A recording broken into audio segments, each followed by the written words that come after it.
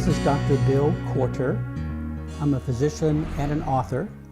I was the Associate Medical Director of a large healthcare agency and a national consultant on difficult cases.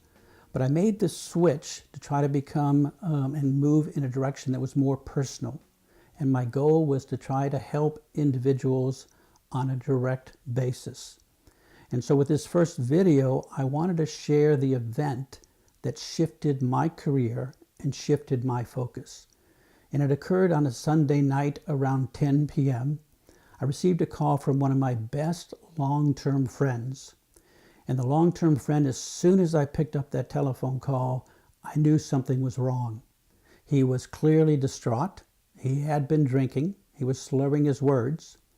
And he called, and his opening words were, "I wanted to thank you. I'm calling to thank you for being such a good friend and to say goodbye, because I'm standing on the top of a 5th floor balcony ready to jump to my death to the concrete below." So what do you do in a situation like that? You're shocked. For me, I immediately tried to flag down my wife and to try to get her to call 911. But he may have been drinking, but he was sharp. He immediately cut me off and said, "If you try to call anyone for 911, if you make any attempt to abort my suicide attempt, I'll jump on the spot." So what I did is I took the cell phone, went into the darkened living room, and for 90 minutes I let him talk. And what he did is he recounted his life. And he was approaching his 60th birthday, depressed over that fact. He was still mourning the death of his wife, who had died 3 years earlier. He had a variety of personal setbacks in terms of friends lost, good people who had come into his life and disappeared. He had family friction that was weighing on his mind. In addition, he had financial issues, a man who had been very successful at times of his life, but was now behind in his taxes. He had physical issues. He had a hip replacement. He had a bulky knee from football injuries in college. And so he was looking at his 60th birthday as his life closing down. The depression was emerging, and he didn't see much of a future. And so I let him talk and listen to him as a friend. As a physician, he'd never been a patient. He'd only been a friend.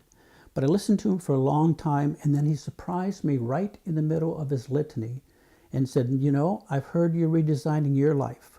Tell me about what you're doing."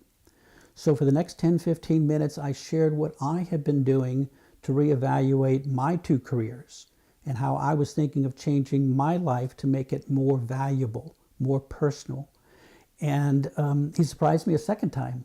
He said that was the best prescription he'd ever heard, and he asked for a promise.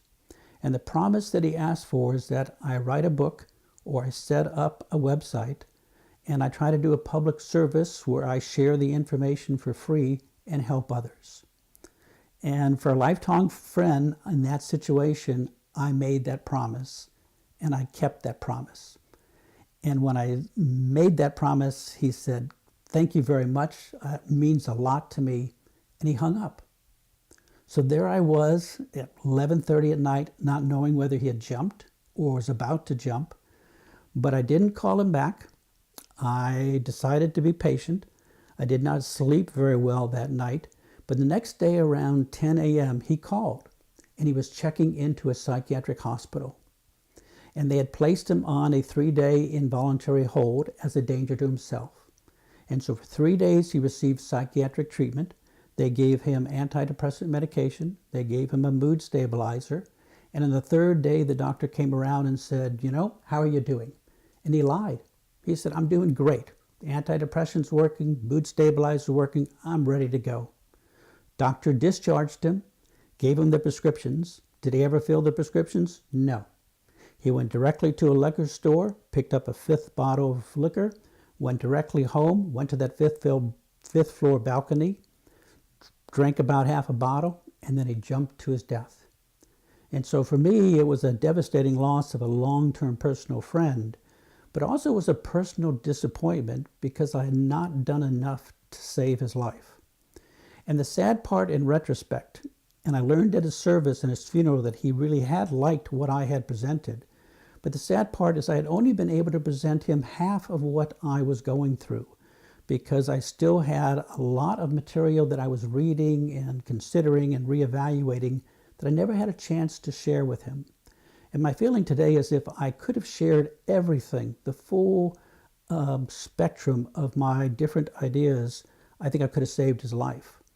Well, obviously at this point that's not a possibility, but I am going to keep my promise and try to help others. So the point of these videos will be to try to help you redesign your life, increase your happiness, and make your life better. I am not selling any product.